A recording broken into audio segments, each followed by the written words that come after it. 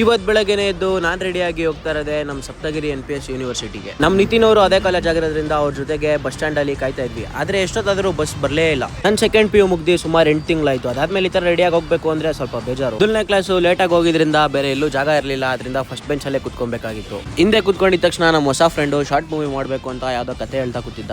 ನಾನು ಕೂಡ ಕಾಲೇಜ್ಗೆ ಹೋದ್ಮೇಲೆ ನಂಗೆ ಹೊಸ ಫ್ರೆಂಡು, ಹೊಸ ಕಾಲೇಜ್ಗೆ ಹೋದ್ಮೇಲೆ ಫ್ರೆಂಡ್ಸ್ಗಳು ಮಾಡ್ಕೊಳ್ಳೇಬೇಕು, ಏನು ಮಾಡೋಕ್ಕಾಗಲ್ಲ.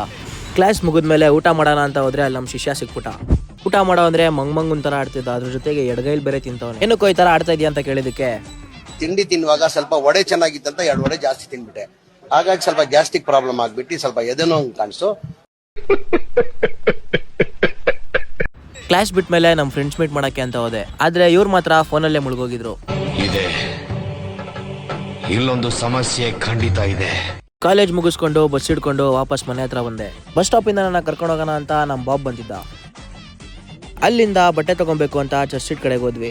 ಒಳಗಡೆ ಹೋಗಿದ ತಕ್ಷಣ ನಮ್ಮ ಚರಣ್ ಬ್ರೋ ಚೇರ್ ಮೇಲೆ ಕುತ್ಕೊಂಡು ಪೋಸ್ಟ್ ಕೊಡ್ತಾ ಇದ್ರು. ಡೈಲಿ ನಾವು ವ್ಲಾಗಲ್ಲಿ ತೋರಿಸ್ತೀವಲ್ಲ, ನಿಮ್ಮ ಆಫೀಸಲ್ಲಿ ಏನೋ ಕೇಳಲ್ವಾ ಅಂತ ಕೇಳಿದಕ್ಕೆ ಏನಂದ್ರು ಗೊತ್ತಾ?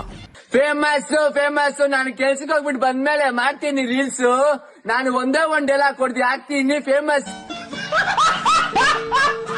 ಅಲ್ಲಿಂದ ಪೂಮಾ ಸ್ಟೋರ್ಗೆ ಹೋದೆ. ಹೋಗಿದ ತಕ್ಷಣ ಈ ಹುಡುಗನ ತಲೆ ಮೇಲೆ ಟೋಪಿ ಎತ್ಕೊಂಡು ನಾನು ಹಾಕೊಂಡೆ. ಆದರೆ ಚೆನ್ನಾಗಿರಲಿಲ್ಲ ಅಂತ ಮತ್ತೆ ಅವನಿಗೆ ವಾಪಸ್ ಹಾಕ್ಬಿಟ್ಟೆ. ಇದಾಗಿತ್ತು ಇವತ್ತಿನ ವ್ಲಾಗು. ಇಷ್ಟ ಆಗಿದ್ರೆ ಲೈಕ್ ಮಾಡಿ, ಶೇರ್ ಮಾಡಿ, ಫಾಲೋ ಮಾಡೋದು ಮಾತ್ರ ಮರಿಬೇಡಿ.